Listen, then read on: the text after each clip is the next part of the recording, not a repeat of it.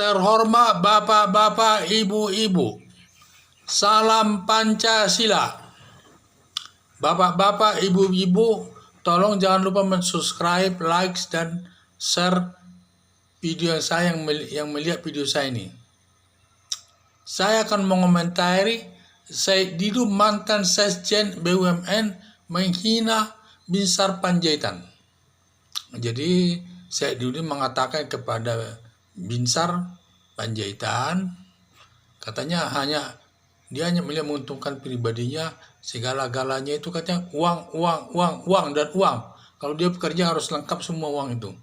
Dan dia katanya dia jangan mengganggu, Luhut Panjaitan ini adalah pimpronya IKN, pembangunan ibu kota negara di Kalimantan.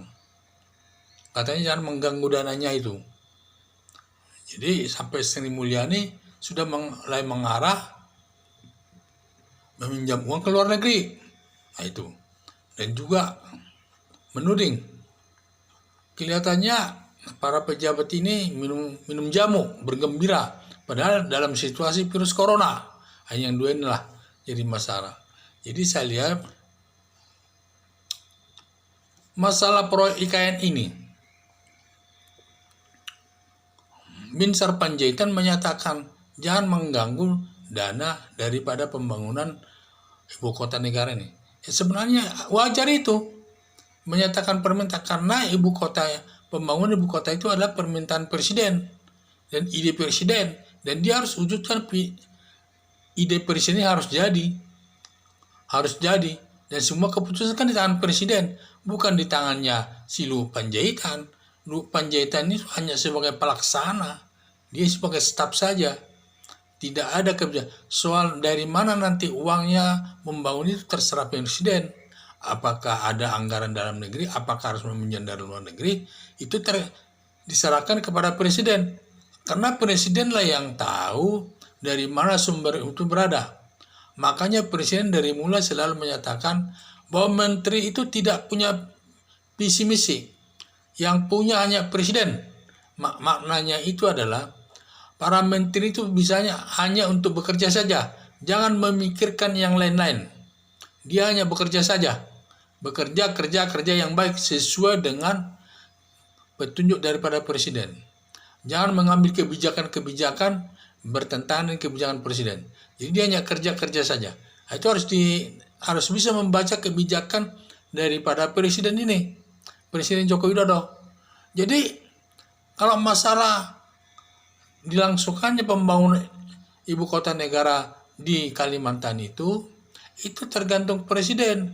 Hanya saja mungkin dia sudah melaporkan masalah itu kepada presiden, cuman tidak perlu dia sampaikan kebijakan presiden kepada Ibu Suryani sama masyarakat juga, kepada dia rahasiakan itu.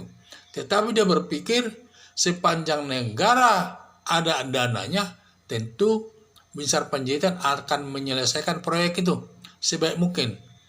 Kecuali nanti kalau memang Presiden Joko Widodo tidak ada uang, baru pinjam uang tidak ada, dari dalam negeri tidak ada, benar-benar tidak ada, ya paling Presiden itu akan meminta dihentikan sementara proyek itu.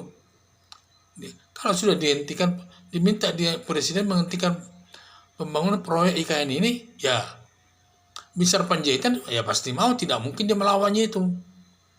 Dan karena keputusannya di tangan presiden. Jadi yang berhak karena Binsar Panjaitan ini kan selaku menteri saja, menteri koordinator. Dia anak buah presiden. Berarti dia harus tunduk kepada perintah presiden. Apa yang diperintahkan sama dia harus tunduk. Tentu juga setiap ada proyek ya mesti ada uangnya. Apalagi proyek besar, apa mungkin dia ditanggulangi sendiri? Tidak mungkin. Katanya sih ada kerja harus ada uang. Ya jelas ya lah. Itu pemikiran yang wajar. Setiap proyek besar itu harus ada uangnya untuk menyelesaikan proyek itu. Karena membangun itu tidak ada yang sifatnya gratis. Ya semua harus mengandung anggaran, uang. Entah dari mana uang itu dicari presiden, apakah dari anggaran, apakah bantuan orang luar negeri, atau kebantuan pihak-pihak swasta, itu terserah. Tinggal Luhut Panjaitan selaku menteri koordinator dan Pimpronya, dia hanya melaksanakannya, ada atau tidak. Jadi dia hanya melaksanakan perintah presiden itu, dan harus selesai itu proyek ibu kota negara itu. Itu aja pikirannya Menteri Minsar Panjaitan. Dia tidak boleh mengambil keputusan di situ. Itu hanya diambil keputusan oleh presiden. Jadi ada juga tudingan, sepertinya para pejabat ini minum jamu dan bersenang-senang, padahal dalam keadaan virus corona sekarang. Lah ini saya juga aneh ini cara berpikir ini. Kondisi virus corona kan katanya dokter tidak boleh terlalu takut, jangan terlalu panik. Kalau nanti terlalu panik bisa menimbulkan stres dan bisa menurunkan kekebalan tubuh dalam menghadapi sakit. Makanya katanya harus dihadapi.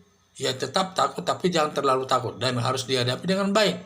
Apalagi kalau bisa ketawa, ya malah bagus untuk kesehatannya itu. Karena sumber penyakit yang paling utama kata dokter adalah sumber penyakit kalau dia perlu pemikiran, ketegangan dan sebagainya. Ini katanya dokter sumber penyakit yang paling besar ini. Bukan di selain virus corona itu juga yang lain juga. Makanya setiap orang dibilang hadapilah masalah itu dengan penuh, dengan gembira, jangan dihadapi dengan penuh kesusahan, nanti malah menambah-nambah penyakit. Jadi ini saya justru para pejabat itu minum jamu, ya saya dukung itu demi kesehatan menghadapi virus corona ini. Apalagi ada yang dokter bilang supaya makan pon-pon, padahal pon-pon itu termasuk juga di sini jamu-jamu itu untuk menghadapi ke virus corona ini, agar staminanya dan kondisi badan itu kuat menghadapi penyakit-penyakit termasuk virus corona ini. Jadi sekian dan terima kasih.